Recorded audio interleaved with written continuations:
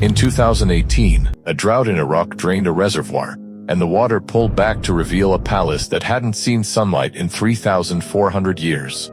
Painted walls. Untouched clay tablets. It belonged to a kingdom that once stood equal to Egypt, and then vanished so completely, we still can't find its capital. This is Mitanni. For 3 centuries, this kingdom ruled from the Mediterranean coast to the mountains of western Iran. It fought Egypt's pharaohs to a standstill, sacked the city of Assur, and married its princesses into the Egyptian royal family to become one of the great powers of the ancient world, and one of its own kings would end up murdered by his own son. To understand how a kingdom this powerful ends that way, you have to go back 300 years, to the very beginning. Here is the strange part. Every great Bronze Age power left behind its own voice. Egypt left temples covered in inscriptions. The Hittites left entire archives inside their own capital. Mitanni left nothing of its own, no royal library, no native chronicle. Everything we know about this kingdom comes from the words of its neighbors, written in other cities, in other languages. The kingdom was built by the Hurrians, a people whose language belonged to neither the Semitic nor the Indo-European family spoken around them.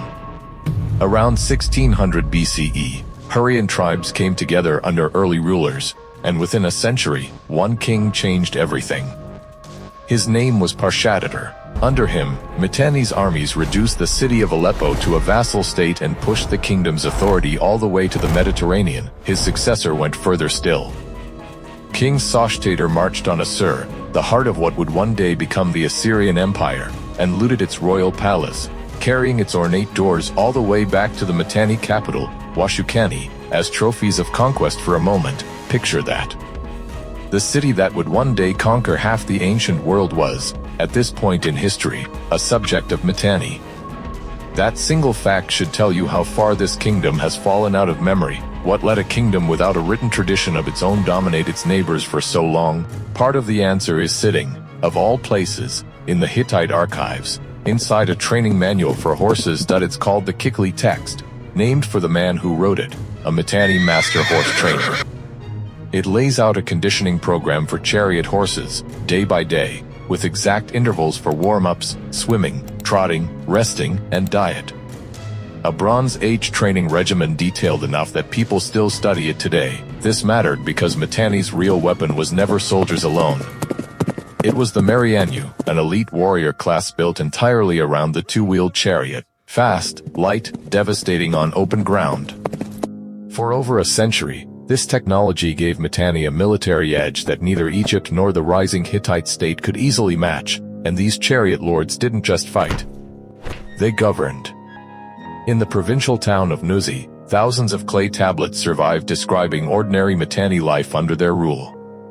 Contracts, land disputes, even a strange workaround where wealthy families got themselves legally adopted by poorer landowners, just to buy up farmland that the law otherwise forbade them from purchasing outright. That it's a small detail, but it tells you this wasn't a loose tribal confederation.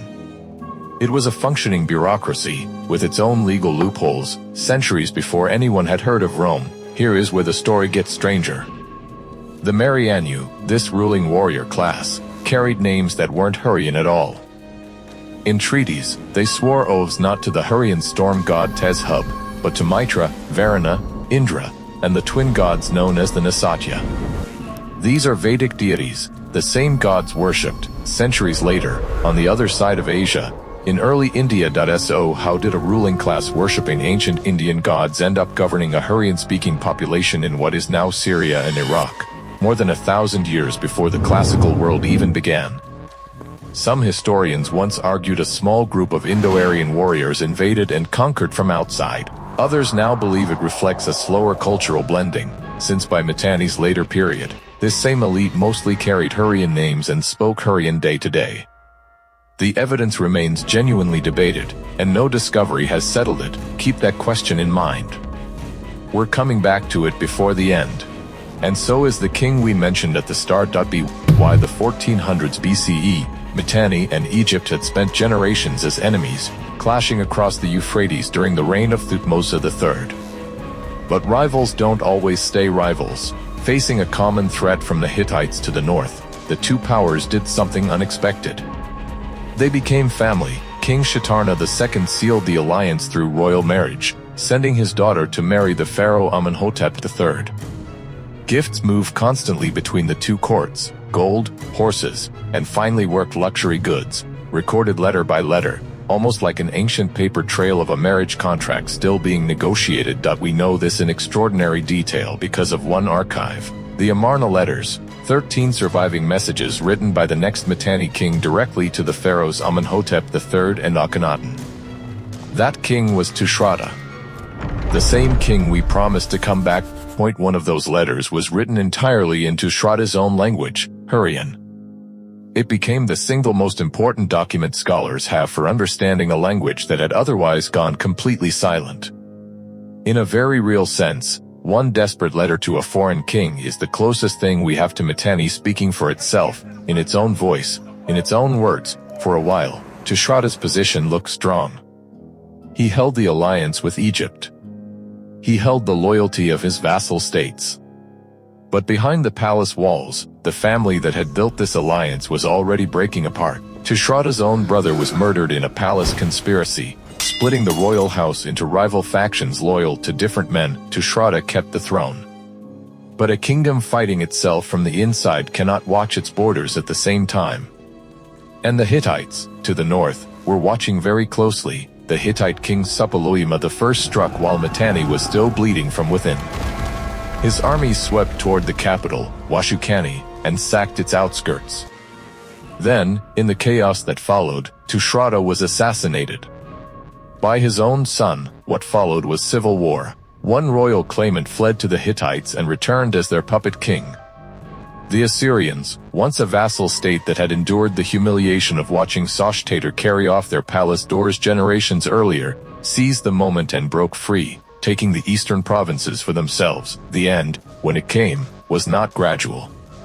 Decades later, the Assyrian king Shalmaneser I crushed what remained of the Mitanni state and dismantled its cities. A kingdom that had once made Assyria kneel was, generations later, erased by Assyria's own hand. So we return to the two questions we left open.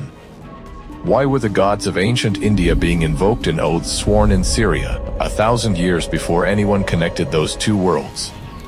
We still don't have a full answer. Most historians now lean toward slow cultural contact rather than sudden invasion, but the honest truth is the evidence remains incomplete, and the palace at Kemun, the one that opened this story, some of its tablets still haven't been fully translated. Nobody knows yet exactly what they'll say. That's really the story of Mitanni. A kingdom that fought pharaohs, humbled Assyria, and gave the ancient world some of its most advanced military technology, yet still sits mostly in the dark, known only through the letters its rivals kept. Its capital has never been found. Somewhere beneath the soil of northern Syria, Washukani is still waiting. If a palace can resurface after 3,400 years underwater, there's no telling what else is still down there. I'll be covering the next one the moment it surfaces, so subscribe if you don't want to miss it.